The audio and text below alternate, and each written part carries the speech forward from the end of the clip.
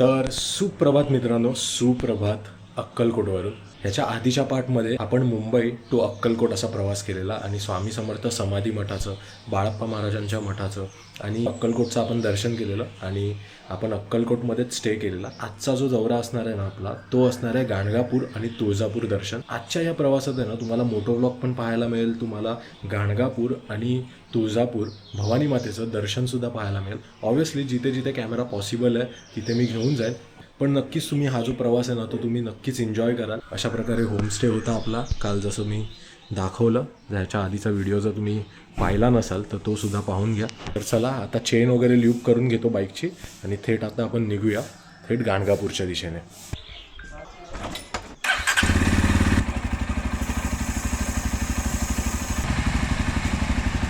आमच्या मॅडम पण या ठिकाणी रेडी आहेत. भाई ही कोणती ड्रेसिंग आहे मला फक्त एवढं सांग. वरती रायडिंग जॅकेट, खाली ड्रेस आणि वरून रायडिंग शूज. वा, वॉटर ड्रेसिंग. लिंगेश्वर पावनादेवी माते की जय, गांगेश्वर ब्राह्मणदेव महाराज की जय. जय श्रीराम, हर हर महादेव, श्री स्वामी समर्थ. दिगंबरा दिगंबरा, श्रीपाद वल्लभ दिगंबरा. सुप्रभात मित्रांनो, श्री स्वामी समर्थांच्या आशीर्वादाची सकाळ, तेही थेट अक्कलकोटवरून. आणि मगाशी मी जसं तुम्हाला बोललो, आज अक्कलकोटवरून आपण जात आहोत थेट गाणगापूरला आणि गाणगापूरवरून आपण थेट दर्शन घेणार आहोत तुळजापूरच्या तुळजाभवानीचं. तर आता तुळजापूरचं दर्शन करून परत आपल्याला अक्कलकोटला जायचंय आणि अक्कलकोटवरून आपल्याला थेट निघायचंय मुंबईच्या दिशेने, तेही पंढरपूर करत. म्हणजे मुंबईची जर्नी पण आहे ना आपली जातानाची खूप सुंदर होणार आहे. अक्कलकोट स्वामींची पालखी निघाली, पालखी निघाली, पालखीत शोभते योगीराज माऊली, प्रेमाची सावली. दत्ता दिगंबरा या हो, स्वामी मला भेट द्या हो. दत्ता दिगंबरा या हो, स्वामी मला भेट द्या हो.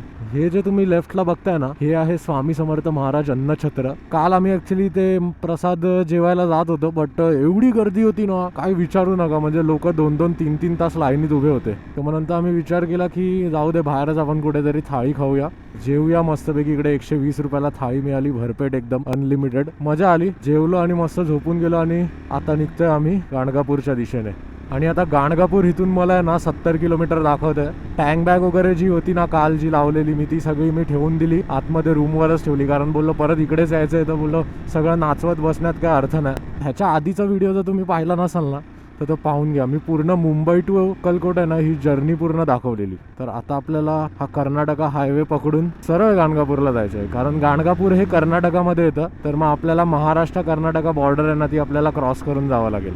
टू बी ऑनेस्ट, ह्या रस्त्यावरनं मी जेव्हा गाडी चालवत होतो ना, म्हणजे सोलापूर रस्त्यावरनं, ही एवढे जबरदस्त रस्ते आहेत ना, हायवे बनवले आहेत यार मस्त. पण आता बघा जसं कर्नाटकामध्ये एंटर करतोय ना, आता हा काही असा रस्ता लागलाय एकदम उबड खाबड. या रस्त्याचं बहुतेक काम चालू आहे. खरं सांगू प्रामाणिकपणे, ही जी SD ॲडव्हेंचर आहे ना भाई, ही या अशा रस्त्यांवर एवढी जबरदस्त परफॉर्म करते ना. आणि हिचे सस्पेन्शन एक नंबर, लाजवाब. फक्त एवढाच हिचा मायनस पॉईंट आहे की हिला ट्यूब टायर आहे, पण मी तरी पण एक्स्ट्रा ट्यूब माझ्यासोबत कॅरी केलंय. म्हणजे इन केस जर काय पंक्चर वगैरे झाला, ट्यूब आपण डायरेक्ट रिप्लेस करू शकतो पंक्चर काढण्यापेक्षा. बघा आता कुठेतरी चांगला रस्ता लागलाय, तो पण एवढा सुसाट एकदम मस्त रस्ता आहे. मला असं वाटतं सह्याद्री जो आपला आहे ना त्या पट्ट्यात आपल्याला कसं डोंगर वगैरे बघण्याची सवय आहे, इथे लांब लांब पर्यंत सगळं सपाट सपाट सपाट. आता आपल्या कोकणात कसा तांदूळ कॉमन पिकतो, तसं इथे तर मला वाटतं ज्वारी बाजरी आणि ऊस तर कॉमनच आहे. हे बघा ना, बाजऱ्याची शेती आहे बघा राईटला. आणि इकडे ना काळी माती आहे एकदम. ही बघा, आपल्या कोकणात कशी लालसर माती असते ना थोडी, इथे ना पूर्ण अशी काळी काळी माती आहे. पण इकडे ना पाऊस कमी पडतो. कोकणात जेवढा पाऊस पडतो ना त्याच्या कंपॅरिझनने इथे खूप कमी पाऊस पडतो. आई शपथ, जवळ जवळ आहे ना 1 ते 1.5 किलोमीटरचा रस्ता हा असा लागलाय. ओबड खाबड आहे, ओबड खाबड आहे. माझ्या ना टॉप बॉक्स मध्ये ना ड्रोन आहे, म्हणून मी गाडी पळवत नाहीये. हा बघा ना, या साईडचा पूर्ण क्लिअर आहे रस्ता. हा जो रस्ता आहे ना तो पूर्णपणे ऑफ रोडिंग आहे. आता हेच जर मी सिंगल असतं आणि पाठी टॉप बॉक्स नसताना भाई फुल कुदवत गेलो असतो गाडी. आता या ठिकाणी इथे ना रेल्वे क्रॉसिंग एक आली आहे आणि एवढी भयानक ट्रॅफिक झालंय ना इकडे. गाडी काढायची कशी, इकडून हाय का जागा, मिळेल का? अरे बापरे, मध्येच गाड्या अडकलेल्या. ही आपली लालपरी आणि हा टेम्पो बघताय तो कसे.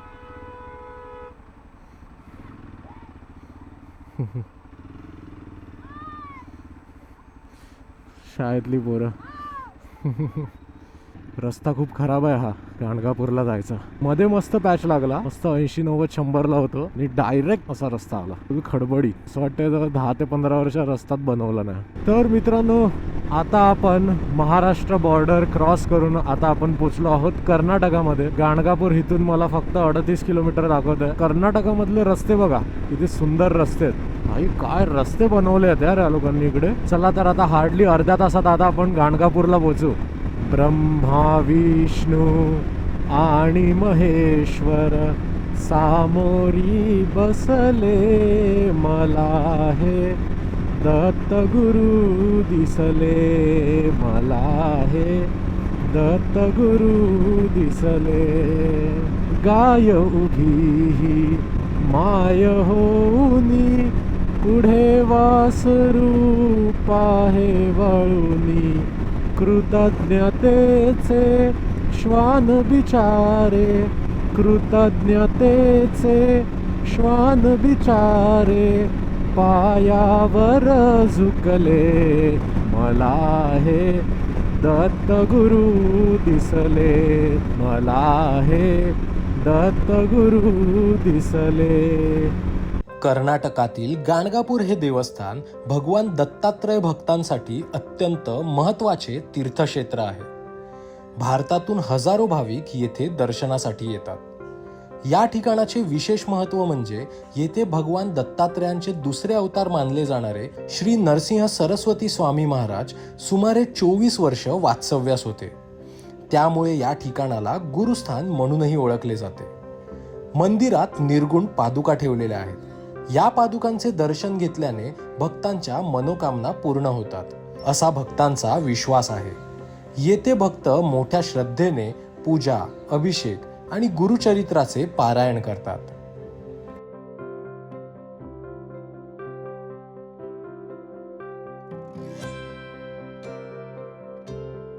चला तर गाणगापूरवरून आता आपण जात आहोत थेट तुळजापूरच्या दिशेने. खूप सुंदर दर्शन झालं. हे बघा गाणगापूर. दिगंबरा दिगंबरा श्रीपाद वल्लभ दिगंबरा.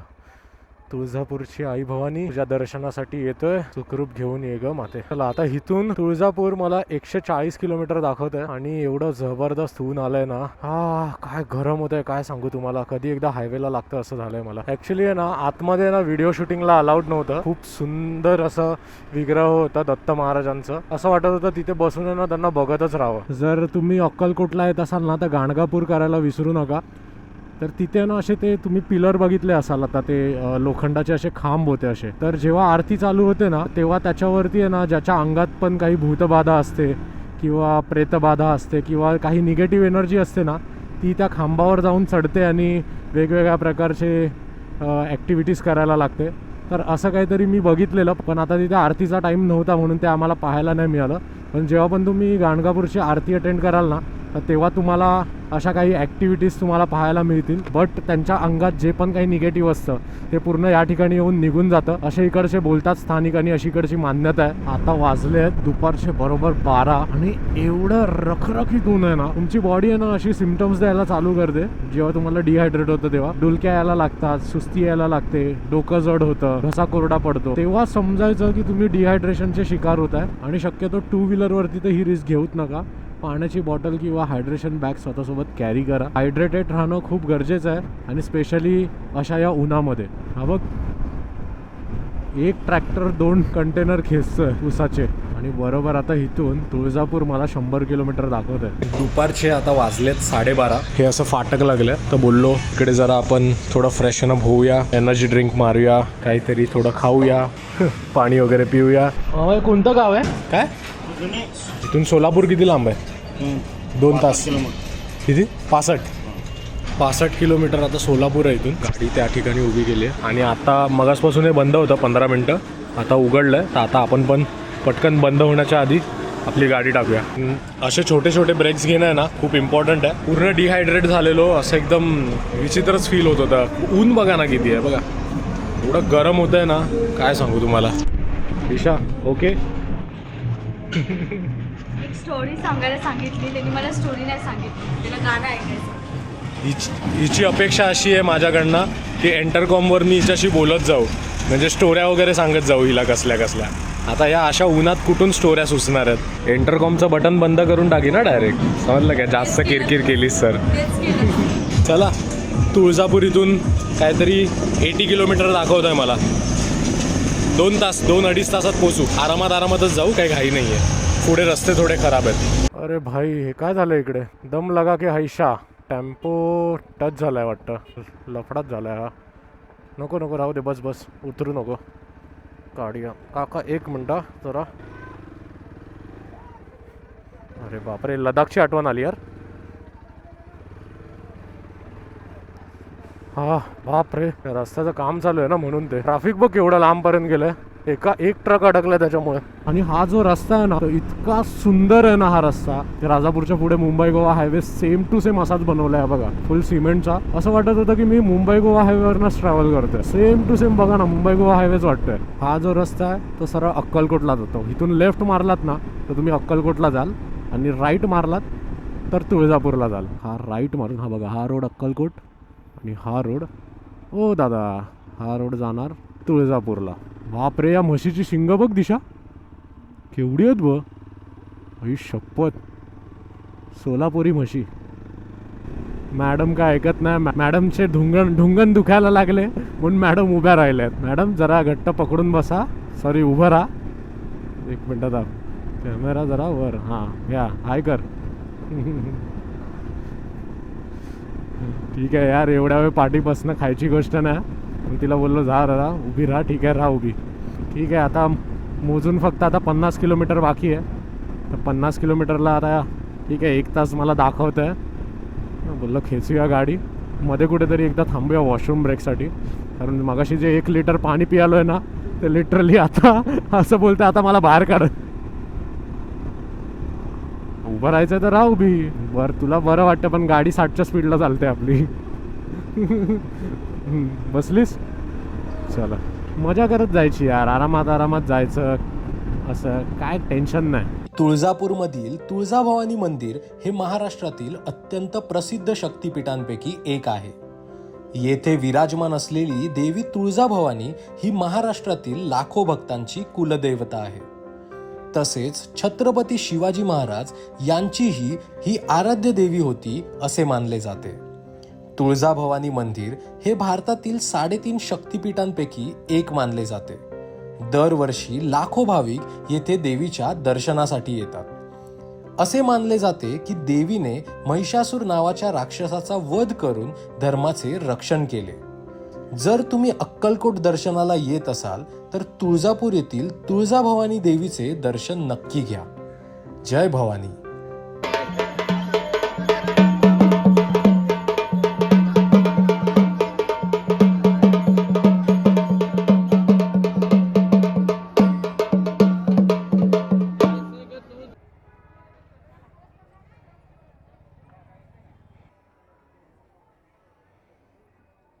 हो, सामान असतं त्याच्यात. हां हो, लॉक करतो ना.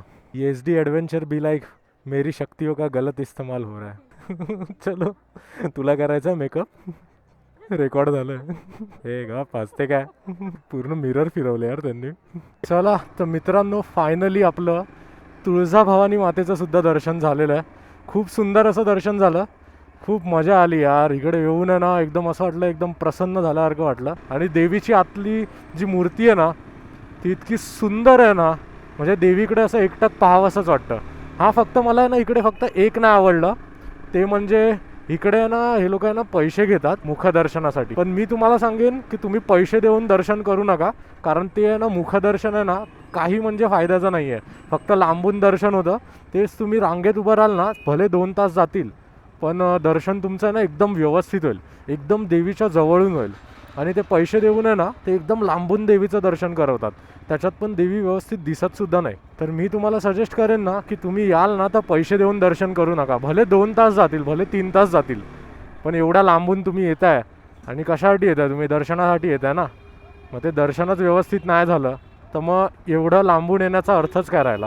आता अक्कलकोट समाधी मंदिर इथून मला 64 किलोमीटर दाखवत आहे.